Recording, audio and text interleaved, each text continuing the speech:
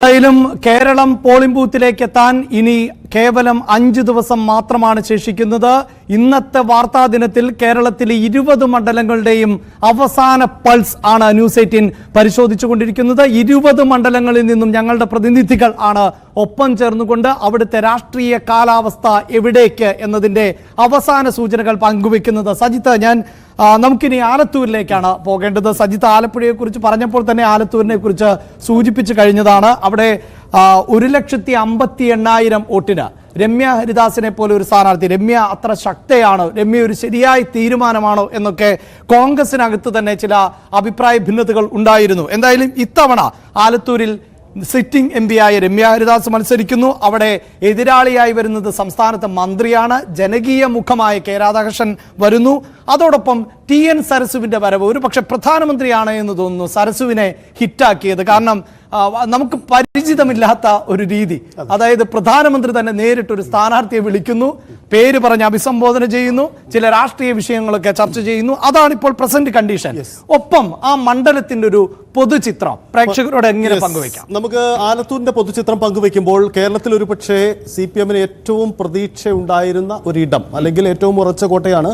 പക്ഷേ കഴിഞ്ഞ തവണ സാഹചര്യം മാറി. അപ്പം ആലത്തൂരെ ചിത്രം പരിശോധിക്കുമ്പോൾ ആലത്തൂരിലെ 7 നിയമസഭാ മണ്ഡലങ്ങളിൽ തരൂർ, ചിറ്റൂർ, നെന്മാറ, ആലത്തൂർ, ചേലക്കര, കുന്നംകുളം, വടക്കഞ്ചേരി ഈ മണ്ഡലങ്ങളെല്ലാം ഇടതുപക്ഷ മണ്ഡലങ്ങളാണ്. ഇപ്പോഴും നിയമസഭയിലെ പ്രാതിനിധ്യം ഇടതുപക്ഷത്തിനാണ് എന്നതാണ്. അവിടെ 2019 തെരഞ്ഞെടുപ്പിന് ശേഷം 2021 ഉണ്ടായ നിയമസഭയിൽ ഉണ്ടായ ഇടതുപക്ഷത്തിന്റെ മേൽക്കോയ്മ. 2019 ലോക്സഭാ ചിത്രം നമുക്ക് ഒന്നുകൂടെ പരിശോധിക്കുമ്പോൾ രമ്യ ഹരിദാസ് 5,33,000 വോട്ടുകൾ നേടുന്നു. PK ബിജുവിന് 3,74,000 മാത്രം. അവിടെ TV ബാബു ആയിരുന്നു NDAയുടെ സ്ഥാനാർത്ഥി. അദ്ദേഹത്തിന് 89,000 വോട്ടുകൾ മാത്രമാണ് ആ മണ്ഡലത്തിൽ അന്ന് കിട്ടിയത്. അതായത് 1,58,000 പരം വോട്ടുകളുടെ ഭൂരിപക്ഷത്തിലാണ് രമ്യ ഹരിദാസ് അവിടെ നിന്നും വിജയിച്ച് കയറുന്നത്. വീണ്ടും മത്സരിക്കാൻ രമ്യ ഹരിദാസ് തന്നെ വരുന്നു.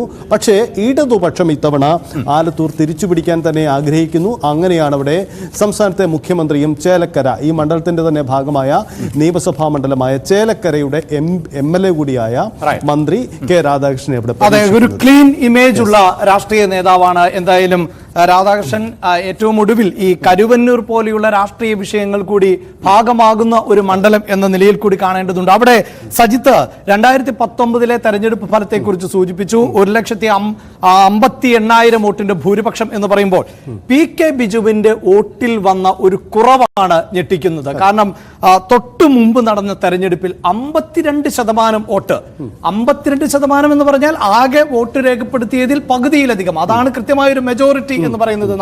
നമ്മുടെ ഒരു ജനാധിപത്യ സംവിധാനം അനുസരിച്ച് കൂടുതൽ വോട്ട് ലഭിക്കുന്നു എന്ന് പറയുമ്പോൾ പോലും ആകെ വോട്ട് രേഖപ്പെടുത്തിയതിൽ പകുതിയിലധികം പേർ 2014 PK ബിജുവിനെയാണ് പിന്തുണച്ചിരുന്നത്.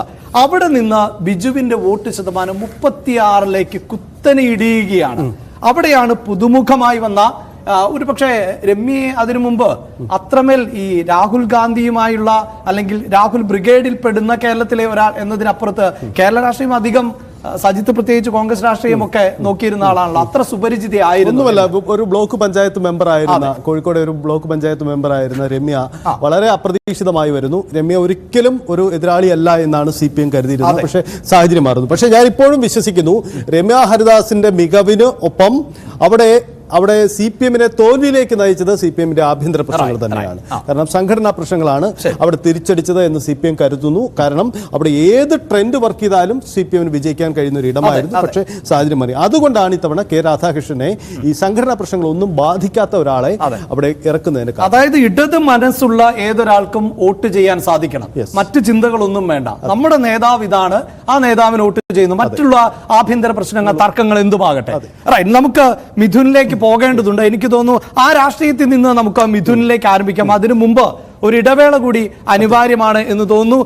മിഥുൻ എന്തായാലും തയ്യാറായിരിക്കുക. ഒന്ന് സജിത്ത് സൂചിപ്പിച്ചതുപോലെ ഇത്തരം ആഭ്യന്തര വിഷയങ്ങൾ രാധാകൃഷ്ണന്റെ